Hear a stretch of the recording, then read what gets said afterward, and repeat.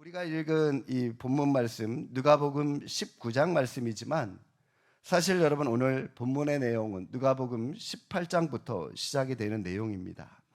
18장 18절 말씀부터 보시면 30절까지 어떤 관리가 물어 이르되, 자, 예수님과 어떤 관리가 예수님을 찾아와서 둘 사이에 서로 대화하는 내용이 기록되어 있습니다.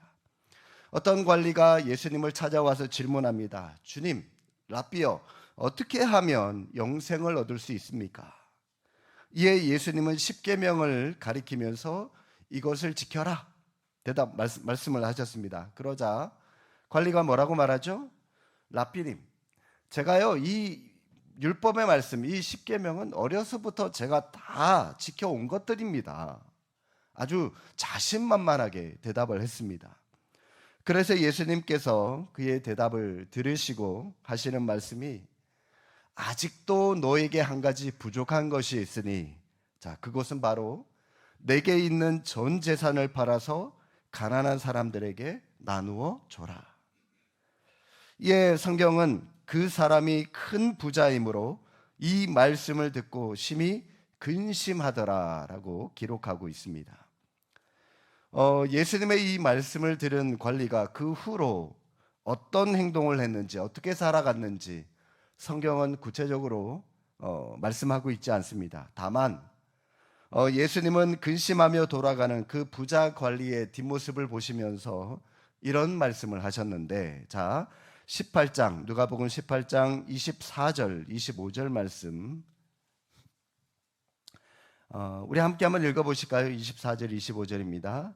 예수께서 그를 보시고 이르시되, 재물이 있는 자는 하나님의 나라에 들어가기가 얼마나 어려운지 낙타가 바늘기로 들어가는 것이 부자가 하나님의 나라에 들어가는 것보다 쉬우니라 하시니. 자, 매주 여러분 우리는 주님께서 우리에게 말씀하신 이 비유에 대해서 살펴보고 있는데, 사실 오늘 본문의 내용, 이 누가복음 19장 안에 삭개오의 내용 안에는 주님의 비유가 직접적으로 나오고 있지는 않습니다. 그러나 주님은 부자가 하나님의 나라에 들어가는 것이 어렵다라고 하는 것을 낙타가 바늘귀로 들어가는 것으로 비유를 하시면서 우회적으로 삥 돌려서 비유 하나를 간단하게 언급하셨습니다. 오늘 우리가 얼마 전에 살펴봤던 것처럼 이 부자와 거지 나사로의 비유에서도 부자는 하나님의 나라에 들어가지 못했습니다. 뿐만 아니라 오늘 말씀도 부자가 하나님의 나라에 들어가는 것이 굉장히 어렵다라고 하는 것을 말씀하고 있습니다. 그렇다면 여러분, 이 부자는 정말 천국에 들어갈 수 없는 것일까요? 부자가 그만큼 어려운 것일까요? 천국에 들어가는 것이? 그렇지 않습니다. 우리는 큰 부자가 천국에 들어간 사실을 바로 오늘 본문인 삭개오 사건을 통해서 알 수가 있습니다. 삭개오는 주님의 비유의 말씀대로 바늘귀를 통과한 낙타였습니다. 어떻게 그가 그렇게 될 수 있었습니까? 이 시간 오늘 삭개오를 통해서 주시는 하나님의 음성을 듣고 우리 모두 바늘귀를 통과한 낙타가 될 수 있기를 바랍니다. 자, 먼저 삭개오가 누군지 간단하게 좀 살펴보도록 하겠습니다. 2절 말씀, 누가복음 19장 2절 말씀 보십시오. 삭개오를 뭐라고 소개하냐면 세리장이요 또한 부자다라고 소개하고 있습니다. 앞에서 언급한 관리처럼 삭개오도 부자였습니다. 오늘 본문의 배경이 되는 여리고는 당시 수도였던 예루살렘으로 들어가고 또 나오는 관문이었습니다. 물이 풍성해서 많은 나무들이 심겨져 있었고 또 농업이 굉장히 많이 발달된 그런 도시였습니다. 당연히 여러분 세금 수입이 많았죠. 삭개오는 이 여리고의 세무서에 여러 명의 세리들을 거느리고 있는 세리장이라고 할 수 있죠. 오늘 말로 말하면 이 지역의 세무서장이라고 할 수가 있는 그런 사람입니다. 당시 로마는 세리들에게 세금 액수를 할당했다고 합니다. 그래서 세리들은 할당된 양만 로마에 바치면 됐습니다. 따라서 세리들은 할 수만 있으면 많은 세금을 거둬들여서 할당된 세금만 로마에 바치고 나머지 것들은 다 자신들의 몫으로 자신들의 재산을 늘려갔습니다. 이렇게 세리들은 부자가 되었고요. 이 세리의 장이었던 삭개오도 엄청난 부자였을 것입니다. 이런 이유로 세리들은 백성들의 원망의 대상이 되었습니다. 사람들은 세리들을 로마의 앞잡이라고 비난했습니다. 삭개오도 그러한 미움의 대상, 증오의 대상이었습니다. 분명 사람들은 삭개오 앞에서는 세금을 조금이라도 덜 내기 위해서 굽신거리며 그에게 아부를 했을 겁니다. 그런데 뒤돌아서서는 더러운 세리, 민족의 반역자 그러면서 한결같이 그 삭개오를 향해서 손가락질하고 비난하고 저주하며 욕했을 겁니다. 그런데 여러분, 놀라운 사실은 그러했던 삭개오가 오늘 본문에 보니까 예수님을 만나고 싶어 했다라고 하는 겁니다. 3절 말씀 한번 보십시오. 그가 예수께서 어떠한 사람인가 하여 보고자 하되, 삭개오가 왜 예수님을 만나보고자 했는지 여러분, 여기에 대해서 제가 여러 자료를 한번 찾아보니까 두 가지로 정리를 할 수가 있었습니다. 먼저 그는 아마도 이 예수님의 제자였던 마태에 대한 이야기를 듣고 예수님을 자기도 한번 만나보고 싶다라고 하는 그런 생각을 가졌을 것 같아요. 여러분, 마태가 누굽니까? 마태는 예수님의 제자가 되기 전에 원래 이 북쪽의 갈릴리라고 하는 그 갈릴리 바닷가에 가버나움이라고 하는 곳이 있는데 그 가버나움의 세관의 세리였습니다. 삭개오는 이 지역은 달랐지만 동정 업계에 있었던 그 마태와 같은 사람, 그런데 지금은 그 마태가 예수님의 제자가 되었어요. 삭개오는 분명히 마태라고 하는 사람을 알고 있었을 겁니다. 그런데 소문에 의하니까 그 마태라고 하는 사람이 지금은 바뀌었다는 거예요. 좀 더 쉽게 말하면 그 마태가 어떤 한 사람에게 완전히 미쳐 있다는 겁니다. 그리고 그 원인이 예수라고 하는 사람을 만나서 그 사람에게 미쳐 있고 그 사람으로 인하여 완전히 다른 사람으로 바뀌었다라고 하는 그런 소문을 듣게 됩니다. 삭개오는 자신의 동료를 완전히 바꿔버린 예수라고 하는 사람이 도대체 누군지 한번 만나보고 싶어 했다는 것이죠. 삭개오가 예수님을 만나보고 싶어 했었던 또 다른 이유는 삭개오의 내면적인 상태 때문입니다. 유대인인 삭개오가 지배자 로마를 위해서 자기 동족의 재산을 빼앗는 세리가 되기까지 삭개오도 자기 나름대로 그들에게 어떤 변명거리, 어떤 할 말들이 분명히 있었을 겁니다.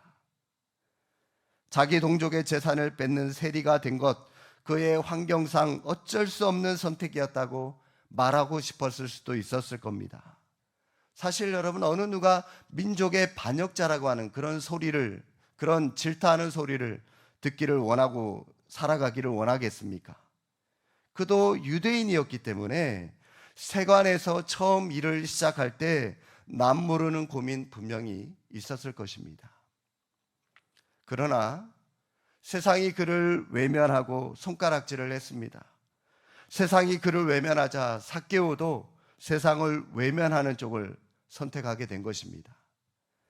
그는 자기 동족 이스라엘의 비난을 무시한 채 오직 로마의 신임을 얻기 위해서, 부를 얻기 위해서 그 백성들의 모독과 백성들의 저주를 다 뒤로 무시하고 온전히 그들의 돈을 다 긁어 모았습니다. 부당한 방법으로, 불의한 방법으로 돈을 긁어 모으면 모을수록 로마의 신임을 얻었고요, 더욱더 큰 부자가 되었습니다. 그리고 결국 여리고 세관의 우두머리가 될 수 있었습니다. 그는 소위 세상에서 돈 많은 성공한 사람이 되었습니다.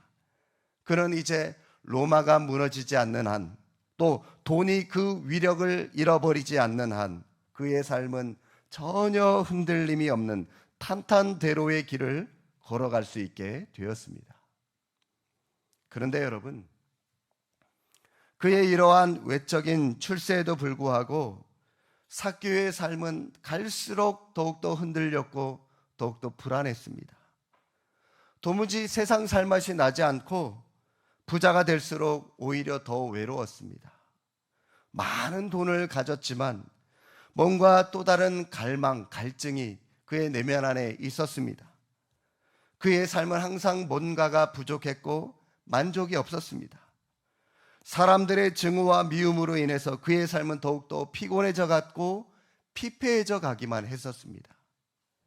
그러던 어느 날 예수님에 대한 소문을 듣게 되죠. 사람들이 그래요. 저 예수라고 하는 사람은 세리의 친구라고. 그래서 삭개오는 자기 같은 세리를 친구라고 불러주시는 그 예수님이 누군지 한번 만나보고 싶다, 궁금했습니다. 그리고 마침내 예수님이 여리고를 지나가신다, 방문하신다라고 하는 그런 소식을 들었습니다. 그래서 삭개오는 예수님을 만나보고 싶었습니다. 왠지 그 예수라고 하는 사람이 자신이 지금 느끼는 그 삶의 불안, 삶의 불만족에 대한 대답을 알려줄 수 있을 것 같다라고 하는 그런 생각을 가졌기 때문입니다. 드디어 예수님이 여리고로 오셨고 삭개오는 예수님을 만나보기 위해서 거리로 나갔습니다. 그런데 그는 예수님을 볼 수가 없었습니다. 이유가 뭡니까? 여러분 3절 하반절에 한번 보실까요? 그가 예수께서 어떠한 사람인가 하여 보고자 하되, 자, 뭐라고 말씀하죠?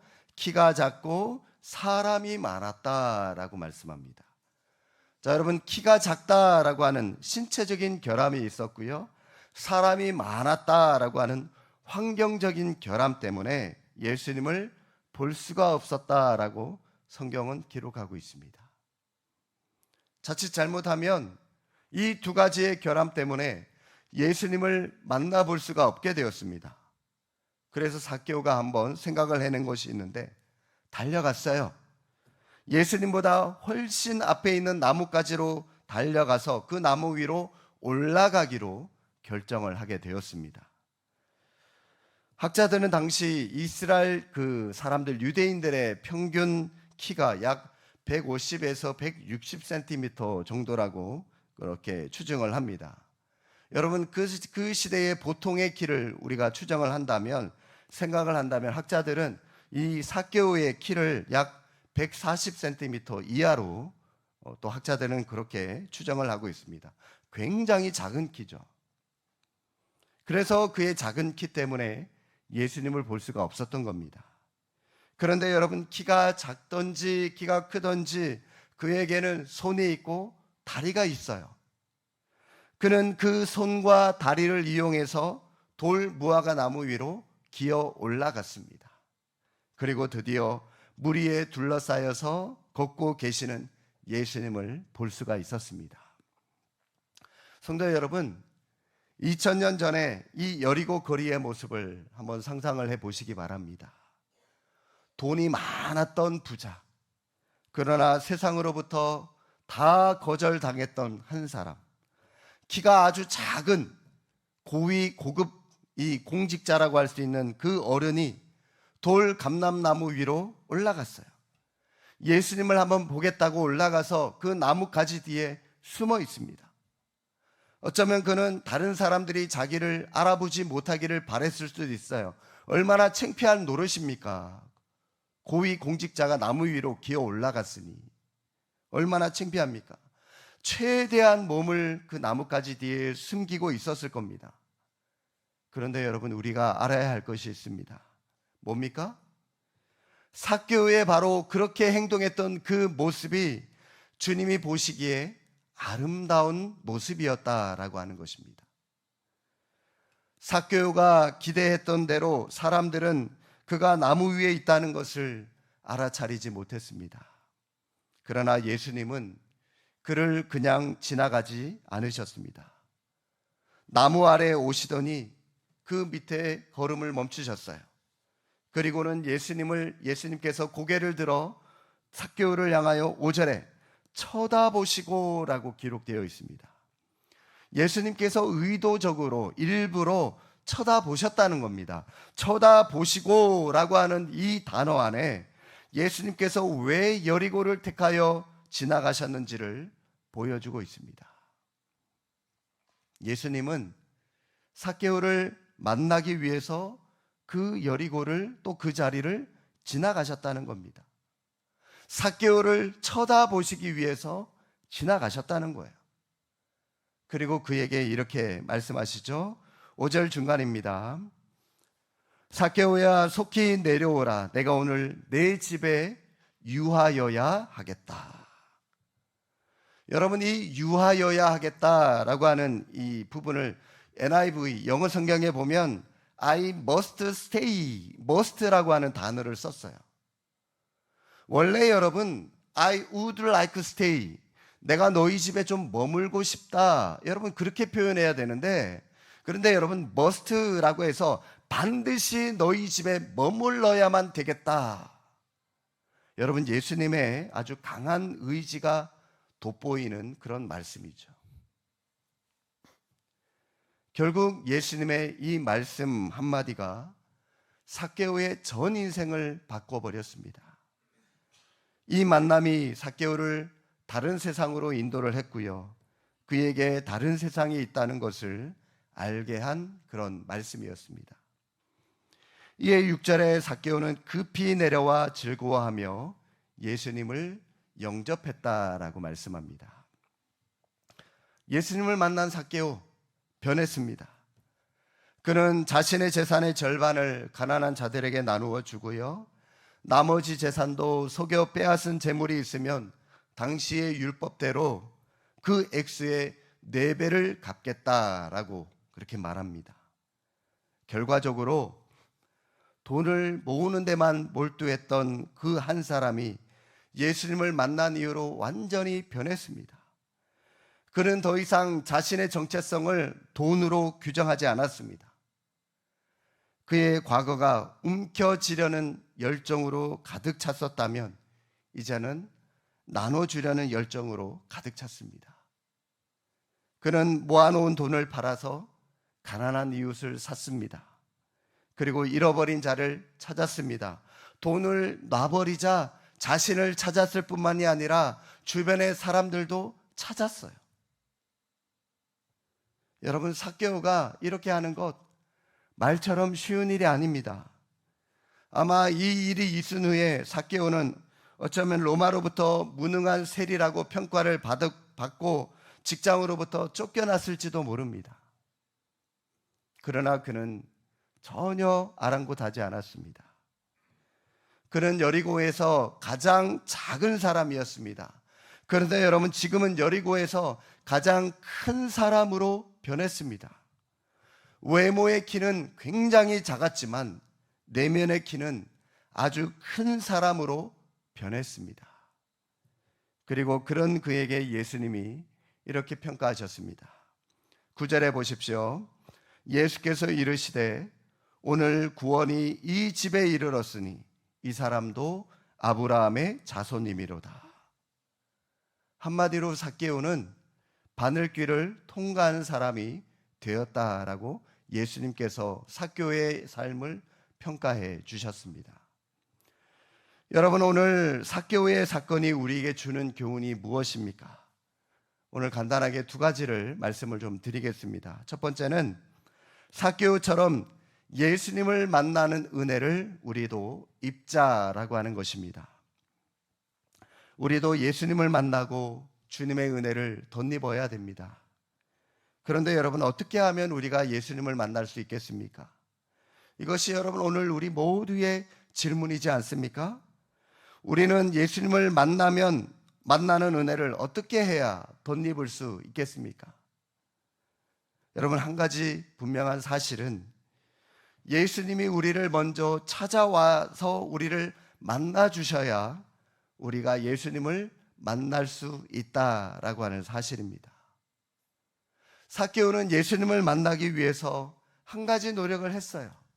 나무 위에 올라가는 노력을 했습니다. 여러분, 이 노력 굉장히 중요합니다. 그러나 그 노력 때문에만 예수님을 만난 것이 아닙니다. 그의 노력은 단지 예수님을 보고 싶다, 예수님을 볼 수 있었을 뿐이죠. 보는 것과 만나는 것은 다릅니다. 저는요, 텔레비전을 통해서 이 유재석이라고 하는 개그맨을 맨날 봅니다. 그러나 그를 만나지는 않아요. 만나는 것과 보는 것은 다릅니다. 보려고만 했던 그 삭개오를 예수님이 찾아가 주셨고, 쳐다보시면서 예수님께서 내려와라, 만나 주신 것이죠. 삭개오와 예수님의 만남은 하나님의 은혜였다라고 하는 사실입니다. 이 은혜가 오늘 우리에게도 임해야 될 줄로 믿습니다. 저 같은 목회자가 먼저 예수님을 만나는 은혜를 덧입어야 됩니다. 우리 교회 장로님들, 안수 집사님들, 권사님들 먼저 예수님을 만나는 은혜 안에 사로잡혀야 됩니다.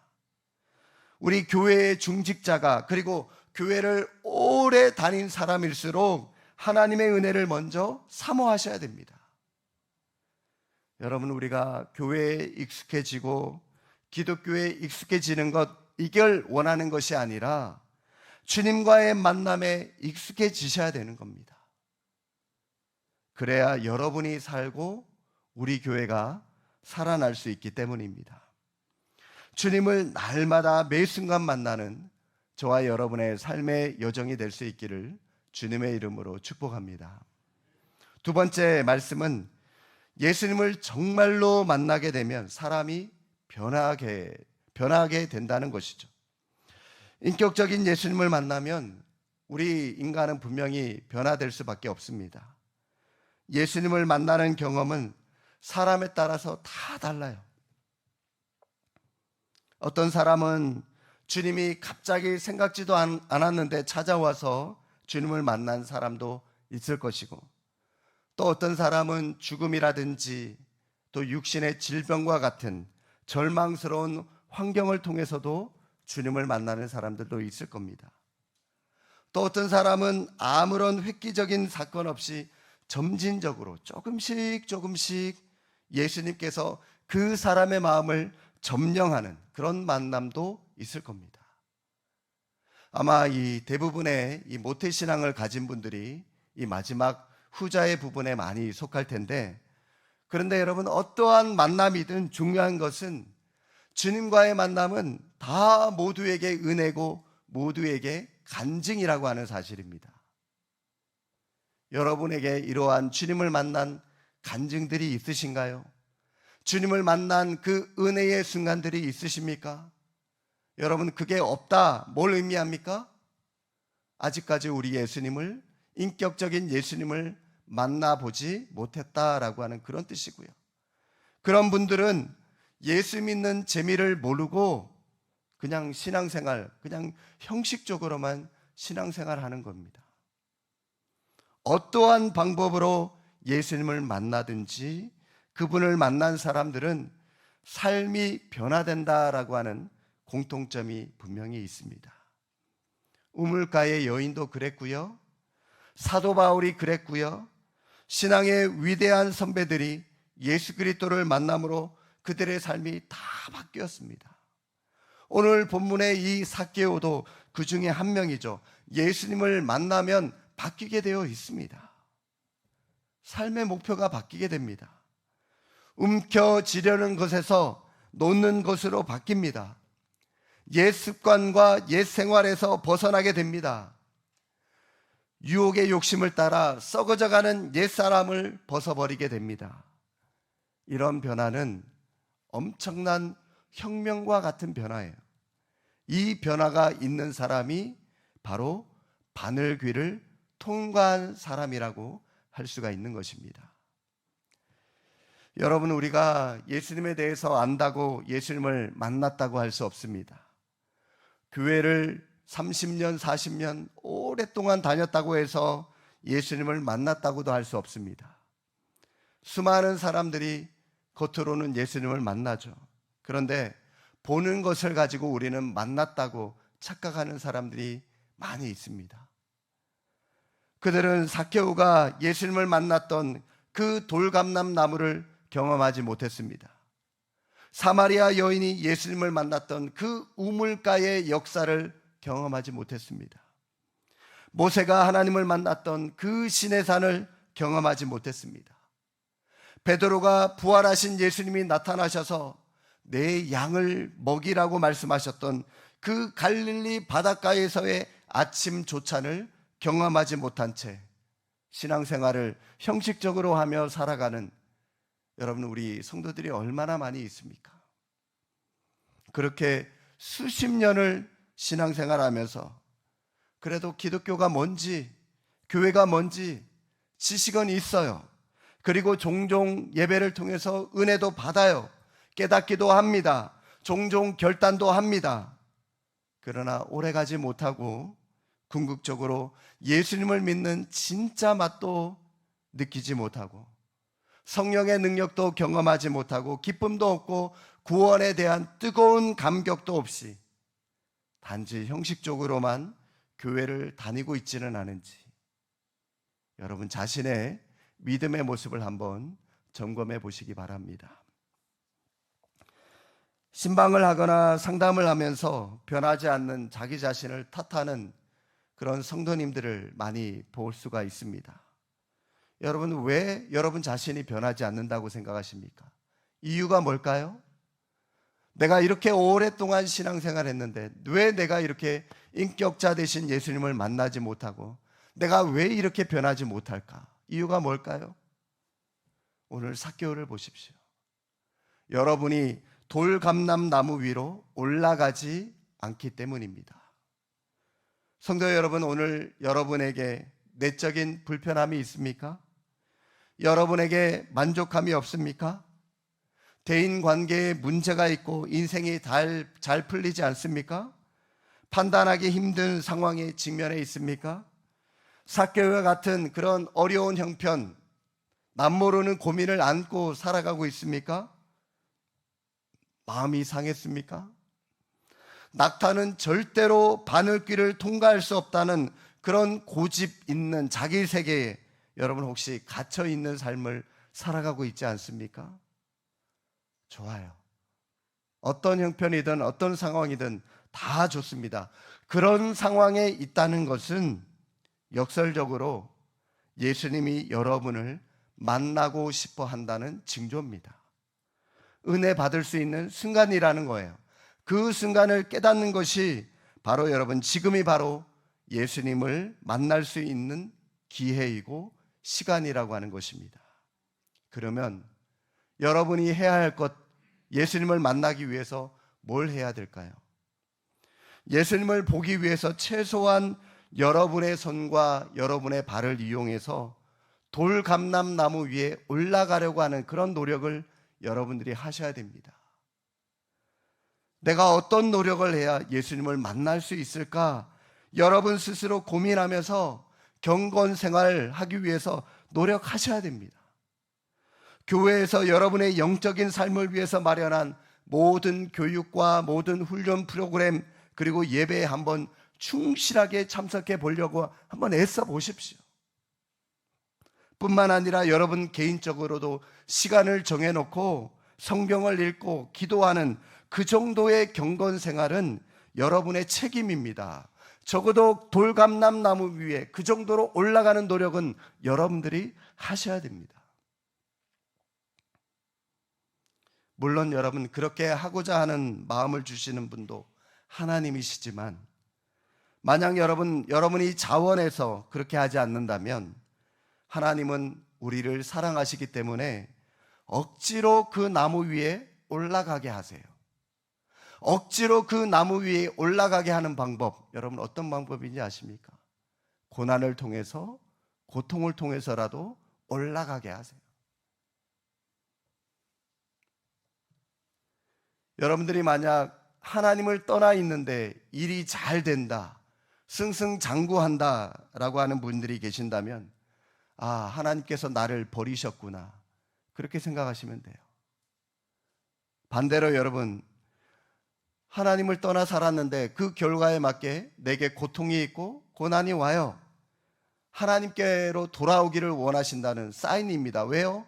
하나님께서 우리를 사랑하시니까 그런 고난과 고통을 통해서라도 무화과 나무 위로 올라가라고, 하나님께로 돌이키라고 하나님께서 그러한 사인을 주시는 겁니다. 그렇게 해서라도 올라가게 하신다는 겁니다. 그랬을 때 주님께서 삭개오에게 말씀하셨던 것처럼 우리에게 말씀하십니다. 이제 됐다. 이제 내려와. 내가 너와 함께 머물겠다. 내가 너를 원한다. 내가 너를 지금까지 찾았다. 나는 너의 하나님이다. 너를 위하여 죽었다. 빨리 내려와. 작은 너에게 큰 마음을 주고 큰 소망을 품게 해주겠다. 이러한 주님의 만남의 역사가 우리의 평생 동안 매 순간 매일매일 경험되어지는 여러분의 삶의 여정이 될 수 있기를 주님의 이름으로 축복합니다. 기도하겠습니다.